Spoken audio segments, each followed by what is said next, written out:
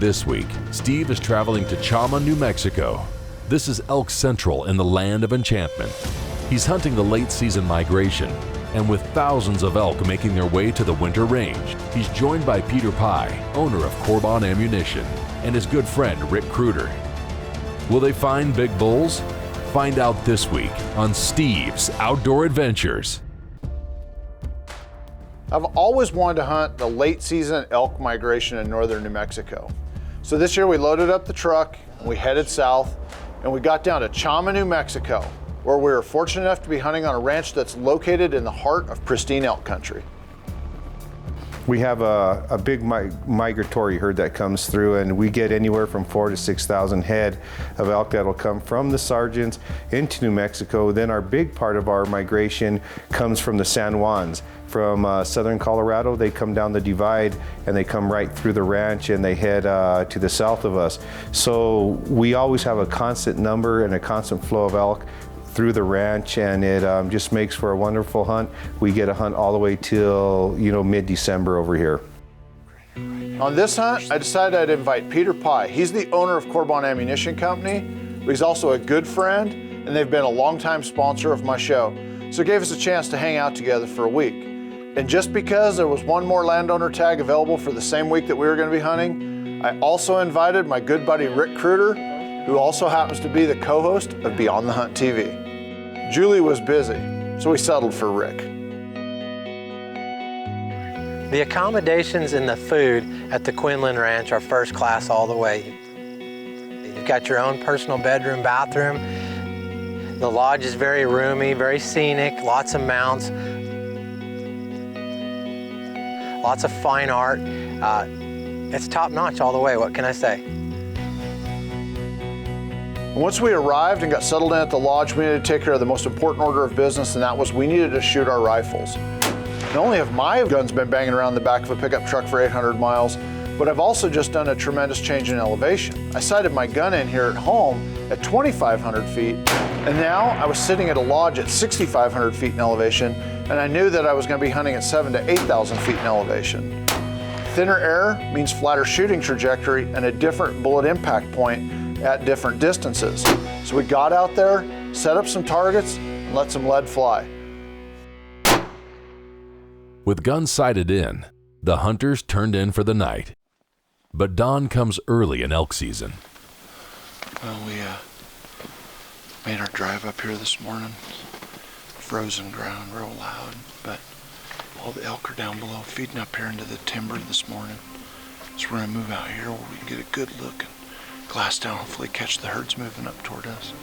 See if we can get Peter a shot at a bull.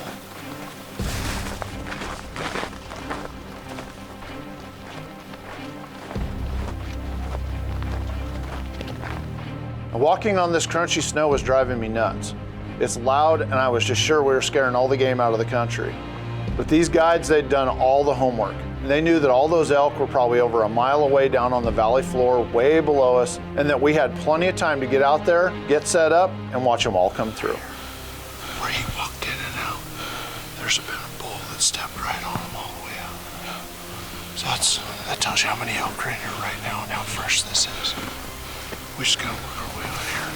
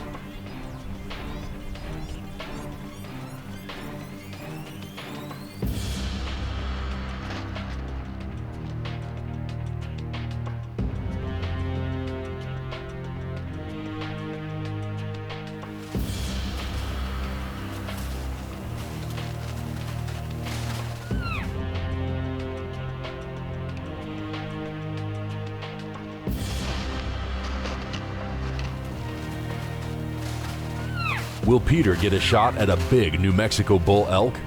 Find out after this short commercial break.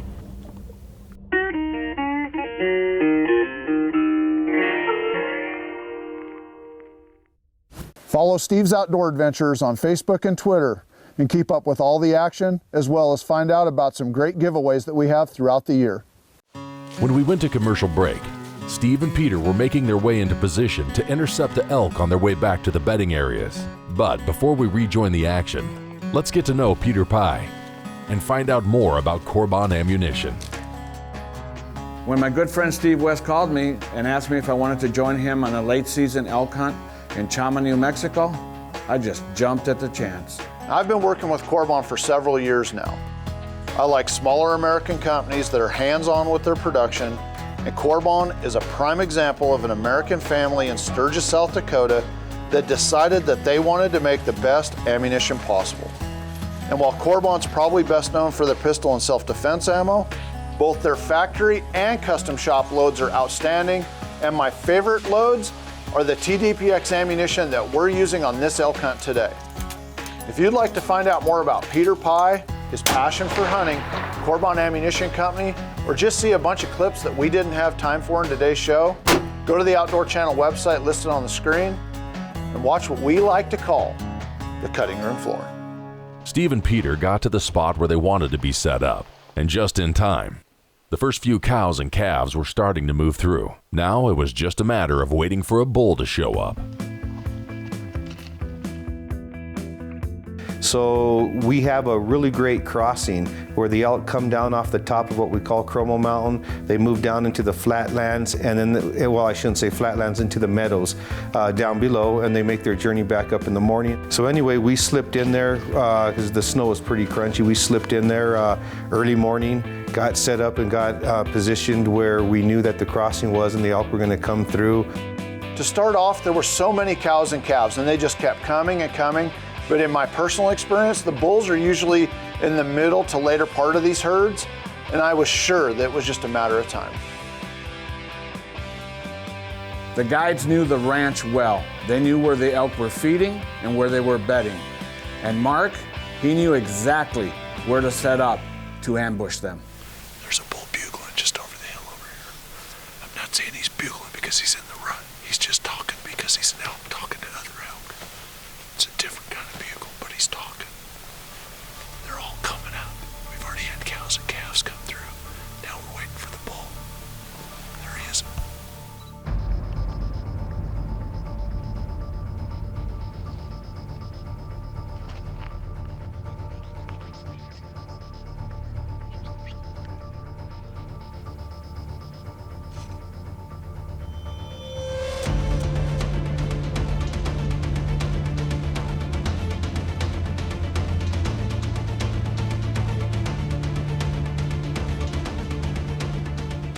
There were literally thousands of elk tracks in the snow. I knew we were in the right spot.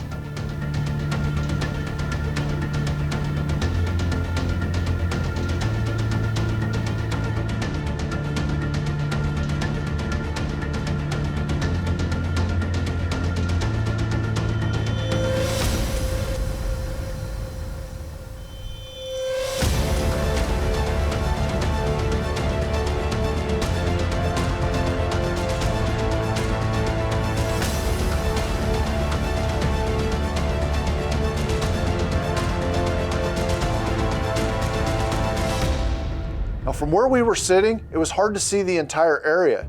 So I backed up about 30 yards and sat down to glass from a different angle. Now, I hadn't been there 5 minutes, and I saw what looked to be a pretty good bull coming, and then I got a good look at him. This was a big bull, and all Peter had to do was make the shot.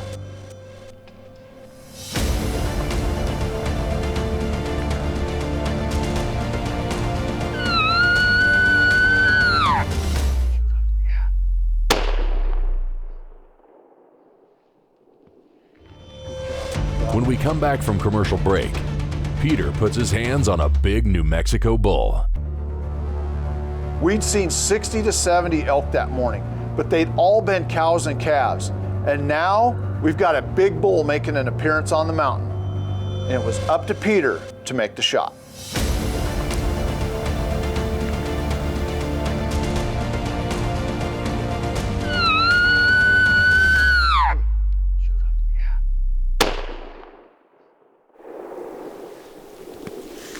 Good job. You got him. Good job. You hammered him good. There he goes there. You told me to shoot him, right? He's a nice bull. He's a 6x6. Nice bull. You got him. Awesome.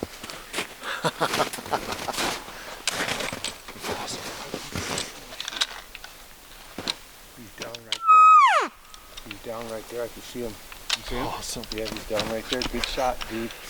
I saw him hit the opening here. I saw the cows come through, and it was a spot I couldn't have seen from here. Yeah. But from there, I had that window, and I saw the cow, and then I saw the bull hit the opening. I thought, oh yeah, that's a branch bull. Yeah, for sure. He looks like he's a 6-by to me. You know, I didn't get a really good look up from the side. He looks like he's a decent 6-by. I thought he was a 6 on my first glance, but I couldn't tell. I got 1/2 second to look at him. Yeah. Well, he didn't go from where you shot him. He didn't go 30 yards. I can see him down right here. Good shooting. There we go. Good job, man. How far was he? 200 yards or so? Yeah, 250 maybe. Yeah. About 200, somewhere in there. Maybe a little over. Excellent. Good job.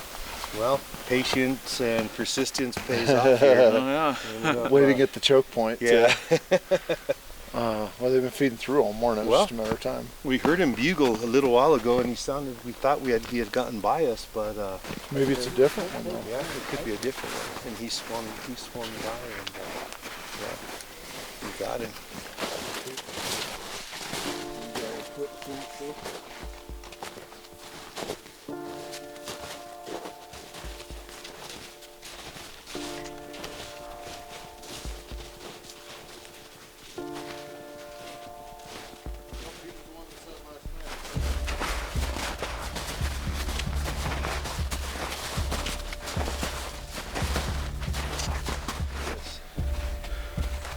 He was coming down.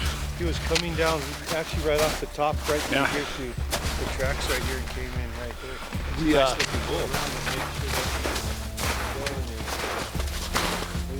Yeah. He's a nice looking bull.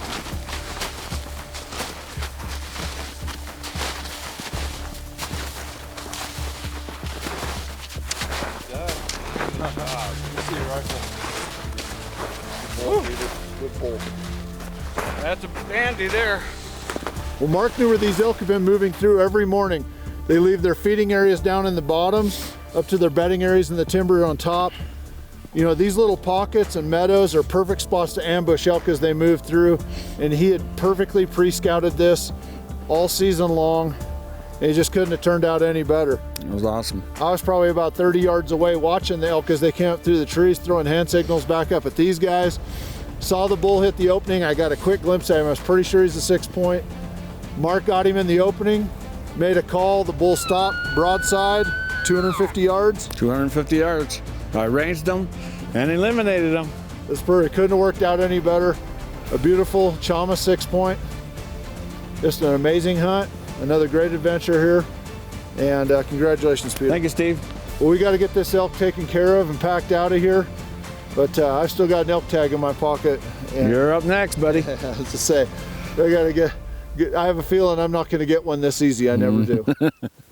While the guys took photos of Peter with his bull, Mark hiked out to get the truck and show Steve his idea of packing an elk out. I thought Mark was going for some pack boards. Nope. He showed up with his truck. Mark Country!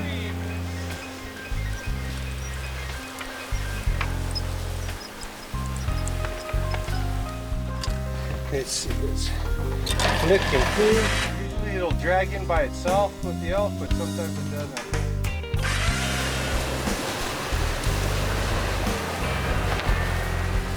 Now, at the end of a long hunting season, that truck looked like a great alternative to packing quarters out on my back.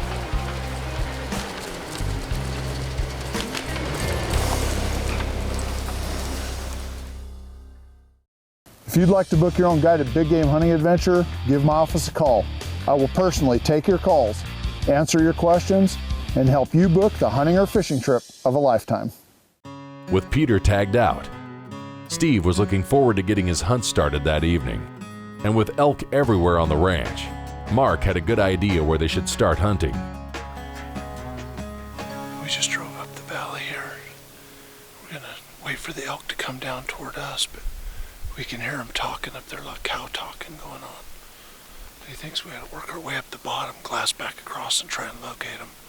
See if we can find them a little bit earlier than right before dark. So we've got a little bit of a hike ahead of us, but they're not that far up the canyon. We could hear them already. Yeah, if I can hear them, I'm deaf. They're really close.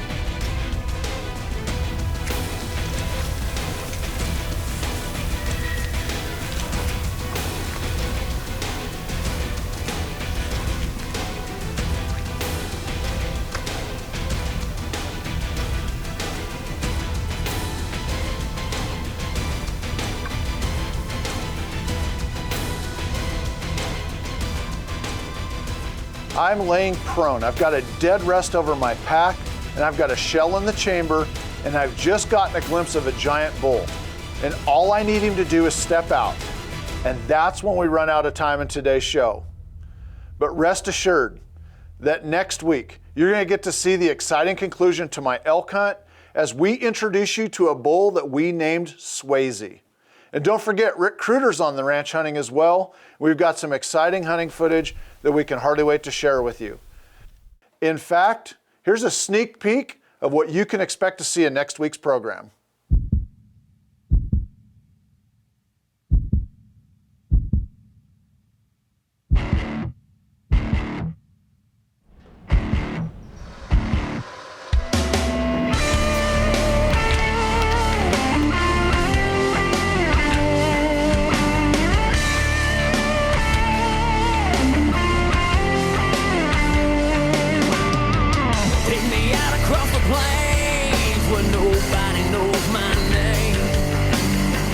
Put me up on the mountain where I can hear those angels sing. Set me out on the edge of the world where my wild side can play. I gotta get away. Gotta get away, yeah.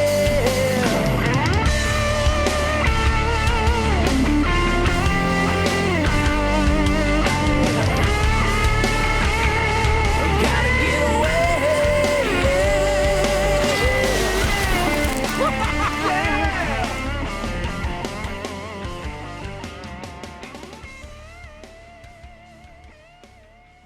And remember, if you'd like to book this elk hunt for yourself, contact my office. I will personally take your calls, answer your questions, and help you book the hunting adventure of a lifetime.